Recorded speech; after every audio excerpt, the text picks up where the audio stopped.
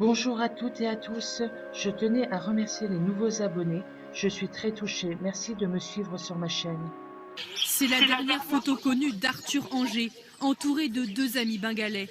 Cet aventurier, voyageur infatigable de 30 ans, a disparu quelque part en Asie du Sud-Est. Sa mère n'a plus aucune nouvelle depuis près de 3 mois.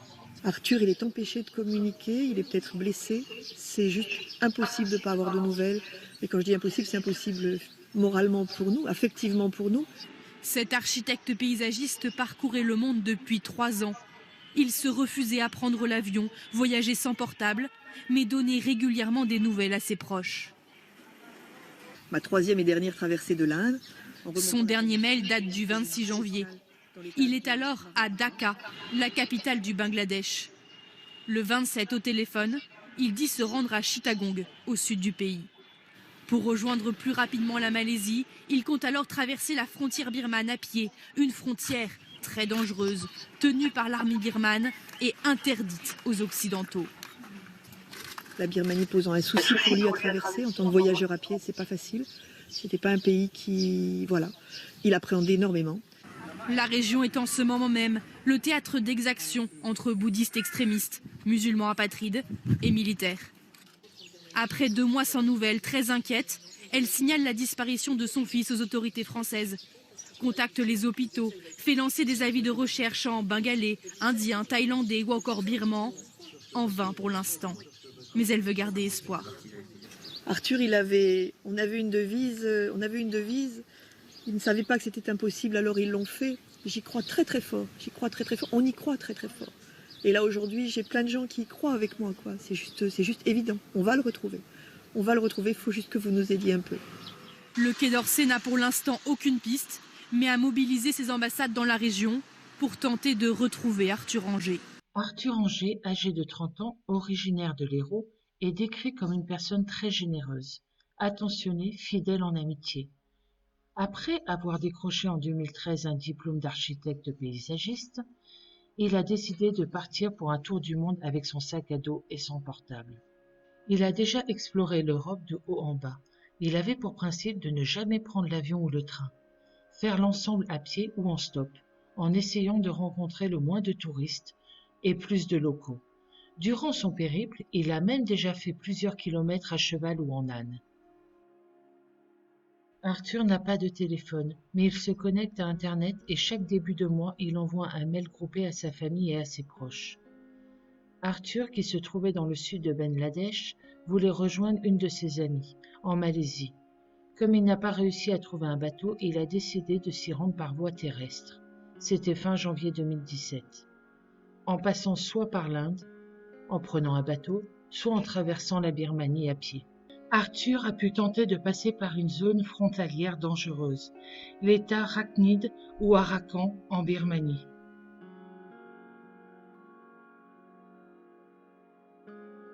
Cette photo date du 28 janvier 2017. Elle a été prise à Tanchi, au sud du Bangladesh. C'est la dernière photo dont la famille d'Arthur dispose à ce jour. On y voit Arthur entouré de gens de rencontre. Arthur envisageait de rejoindre la Birmanie à pied en passant par Ali Kadam. Sa trace s'arrête là, à ce jeudi 28 janvier, à cette photo. Témoignage de Mireille Daligo Anger, la mère d'Arthur.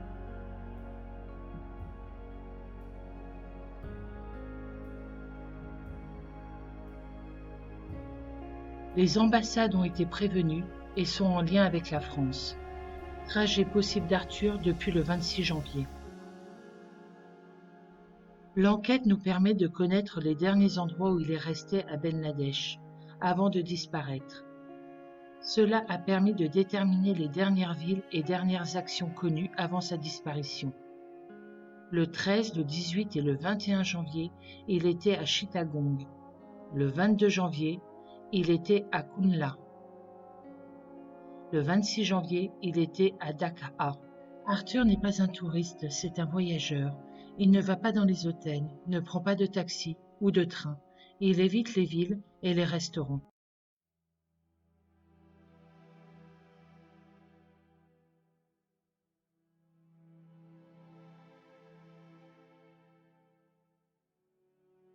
Arthur ne veut pas prendre l'avion. trop polluant. Il veut voyager au contact des gens, avec les habitants des pays qu'il traverse. Il pratique souvent l'autostop, passant de la vieille voiture Volvo au camion rempli de fourrage, d'une bicyclette à cheval, d'un rickshaw indien à une mobilette, mais aussi à dos d'âne, qu'il affectionne tout particulièrement. Ses pieds le mènent partout où il veut.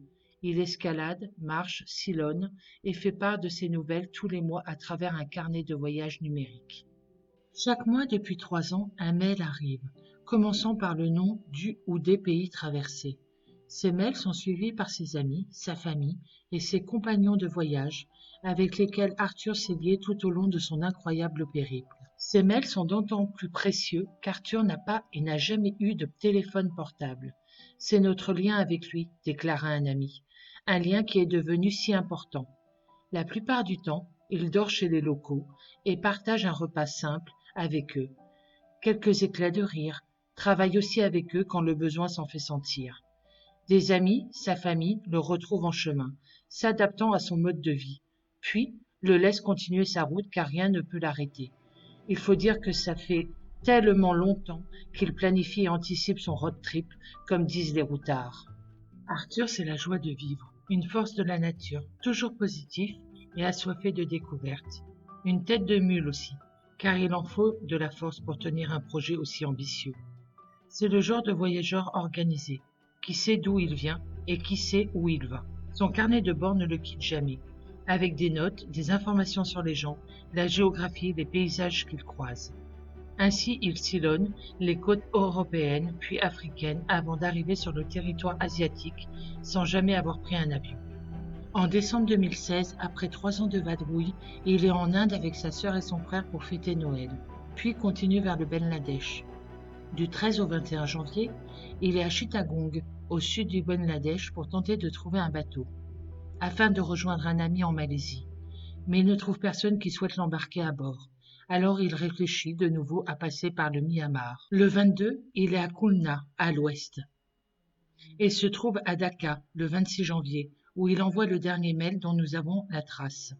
Il explique devoir chercher une autre solution pour rejoindre la Malaisie, certainement par la route en traversant l'Inde, Myanmar, Birmanie, Thaïlande. Le lendemain, le 27, il téléphone à une amie, lui annonçant qu'il retourne à Chittagong, où il doit y rencontrer quelqu'un. Après ça, plus rien. Toutes les démarches administratives possibles ont été faites. Déclaration de disparition, requête auprès des ambassades et autorités locales des pays envisagés, police et ambassades d'Inde, Bangladesh, Birmanie, Thaïlande et Malaisie. À ce jour, aucune trace administrative de son passage à un poste frontière. Les ambassades avancent qu'elles auraient déjà été prévenues en cas d'incarcération ou d'hospitalisation. Cela doit rester une piste pour autant. Une affiche est diffusée, traduite en anglais et bengali, thaïlandais, birman, hindi. Beaucoup de réseaux sont alertés et relaient sa disparition. Croix-Rouge, le Routard, Travel White Mission et autres ONG, communautés d'expatriés. Les médias locaux, notamment au Bangladesh, alertés. Une page Facebook a été créée. Démarche entreprise auprès de Orange et Facebook pour récupérer ses mots de passe pour essayer de trouver d'éventuels autres messages précisant son parcours ou autre. Une avocate spécialisée a été contactée pour accélérer les procédures administratives et d'enquête depuis la France. Des centaines de personnes qui se mobilisent pour aider sur place ou dans le monde entier, certaines qui connaissent même pas Arthur.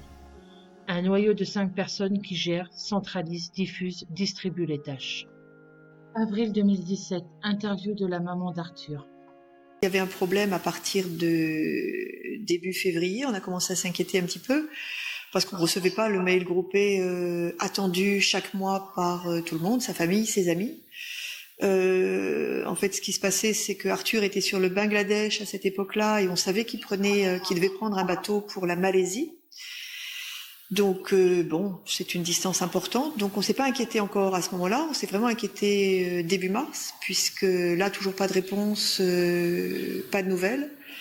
Et en fait, moi, le dernier mail que j'ai d'Arthur date du 21 janvier. Je m'étais donné jusqu'au 21 mars pour cette traversée en bateau. Et là, le 21 mars, j'ai mis en route une déclaration de disparition inquiétante auprès du ministère des Affaires étrangères à Paris.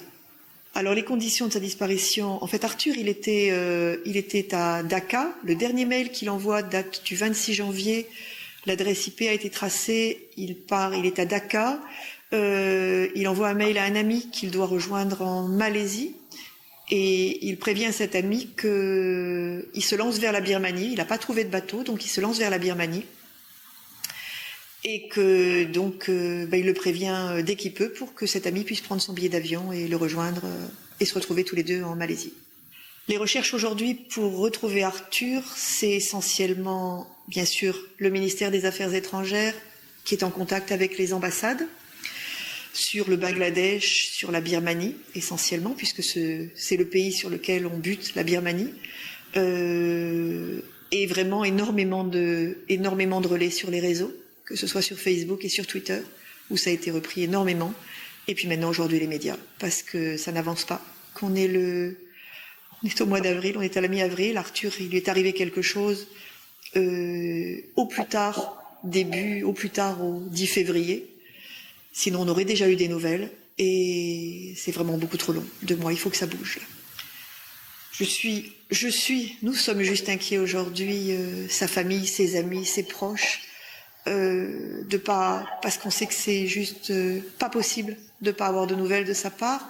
Il aurait dû nous mettre un mail au plus tard à la mi-février, au plus tard début mars. Voilà, Arthur, on est en lien avec lui, tous. On a tous des contacts avec lui réguliers. Et voilà, c'est juste pas normal. Il est empêché de communiquer. La raison, on ne la connaît pas. Est-ce que c'est la maladie? Est-ce que c'est un emprisonnement? Voilà, ça n'est pas encore remonté au niveau des ambassades. Ils savent pas. Et là, il faut le trouver. Alors Arthur voyage seul, sans téléphone, c'est vrai, sans téléphone et sans prendre l'avion, c'est à souligner. Arthur a choisi de faire un tour du monde depuis 3 ans et demi qu'il est parti, sans téléphone portable, juste avec un accès Internet régulier pour communiquer avec tous et nous faire suivre son voyage. C'est un choix personnel, il ne prend jamais l'avion, c'est un choix aussi de vie et voilà, d'écologie, dirons-nous. Alors je suis en lien toujours avec Madame Carole Bouvier-Loisel, qui est au ministère des Affaires étrangères à Paris, et qui est elle-même en contact avec les ambassades de France au Bangladesh et de France en Birmanie. Pour ma part, je n'ai reçu de nouvelles de personnel que ce matin de l'ambassade de France au Bangladesh. Donc on peut espérer que ça bouge davantage, mais voilà, pas de nouvelles encore. Alors se rendre sur place est un souhait, bien sûr, qui, pour moi, comme pour les proches, c'est juste évident qu'on demande que ça, de partir le chercher. Où le chercher, on ne sait pas. Et on pense surtout qu'au jour d'aujourd'hui, on ne sera pas d'une aide là-bas. Et qu'il faut le trouver sur place, il faut le chercher sur place, et que ce n'est pas nous, sa famille, ou en tout cas nous, occidentaux, qui auront accès à toutes les informations pour le trouver sur place. Alors aujourd'hui, on est en pleine préparation des élections présidentielles. On a un président et M. Hollande, et voilà, bien sûr, on attend des candidats comme du président de M. Hollande, que bien sûr tout soit fait. Arthur est un concitoyen français, et vraiment il faut faire quelque chose. Il faut faire quelque chose. Merci de tout ce que vous pourrez faire. Et si Arthur nous entend, avec grand plaisir, on va tout faire et on va te sortir de là. Et c'est juste sûr, on va te trouver. C'est juste sûr.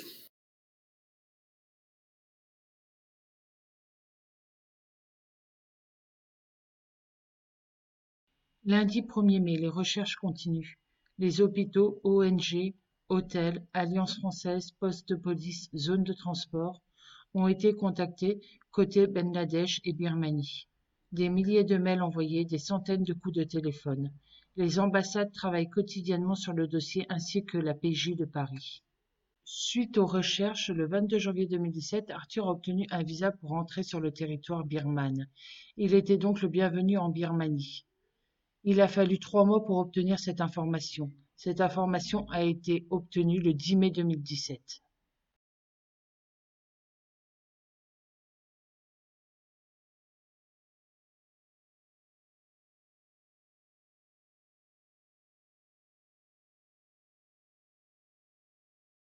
Ces dernières semaines, la famille d'Arthur a décidé de se rendre sur place pour tenter de faire avancer l'enquête.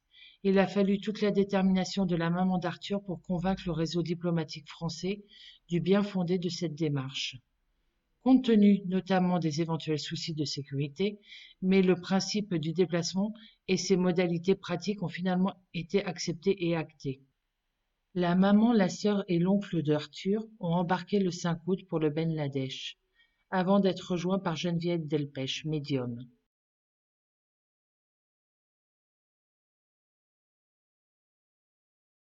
Déclaration de Madame Delpech.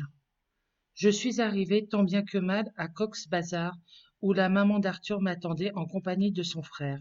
Des 4x4 remplis de policiers étaient stationnés en permanence devant l'hôtel pour veiller sur nous. Entourés par des militaires armés jusqu'aux dents, nous sommes partis à l'aube à la recherche d'Arthur, notre 4x4 précédé de 2 voitures militaires. Nous avons emprunté les routes du sud et avons fait halte dans un poste de police.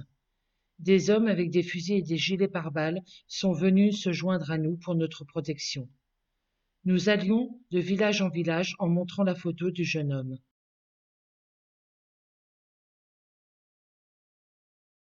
On nous avait interdit de sortir du véhicule même pour faire nos petits besoins dans la campagne, trop dangereux. Il ne fallait donc pas boire. Nous sommes repartis le soir tombé et on s'est dit qu'on ne trouverait pas, qu'on ne tomberait pas sur cette fameuse pagode, cet endroit que j'avais dessiné, dont j'étais sûr qu'il existait. On a donc fait demi-tour, très tard le soir, dans une nuit très noire et sous la mousson. Sur la route, j'ai vu courir un gamin qui devait avoir 3 ou 4 ans. Il courait comme un fou, comme pour échapper à des tortionnaires. Il faut dire que c'était l'endroit où il y avait le plus de trafic d'organes. Sur la route du retour, dans le noir total, à un moment j'ai crié « Stop, c'est là !» Mais les policiers m'ont signalé qu'on ne pouvait pas rentrer. C'était un site militaire qui appartenait à la marine. Et moi, complètement inconsciente, je suis descendue de la voiture. Aussitôt, des soldats sont arrivés avec des fusils en nous mettant en joue. La police a discuté avec eux et ont fini par nous laisser rentrer, en continuant toutefois à nous menacer avec les armes. C'est là que nous avons découvert, derrière l'enceinte, que nous logions en voiture depuis un bon moment, une maison à 3 toits, pagode verte, près d'une citerne rouillée, avec une échelle. Le décor exact du dessin que j'avais transmis à la famille d'Arthur, y compris l'embarcadère avec le bateau. Il faut savoir que cet endroit, ils l'avaient cherché pendant presque un an, avant que l'on se rende nous-mêmes dans le sud du Bangladesh. Ils avaient payé des gens de la région pour repérer ce lieu, mais personne ne l'avait jamais trouvé. J'étais convaincu qu'Arthur était venu là.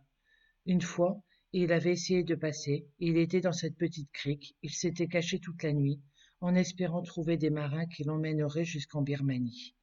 Il n'en avait pas trouvé. Il était donc revenu, aidé par les pêcheurs du coin, et il était remonté vers le nord, un peu désabusé, en se disant qu'il allait essayer une autre voie. Et c'est à ce moment-là, dans un village en amont, qu'il s'était fait agresser. On a retrouvé ses affaires un an après, enterrées au pied d'un arbre.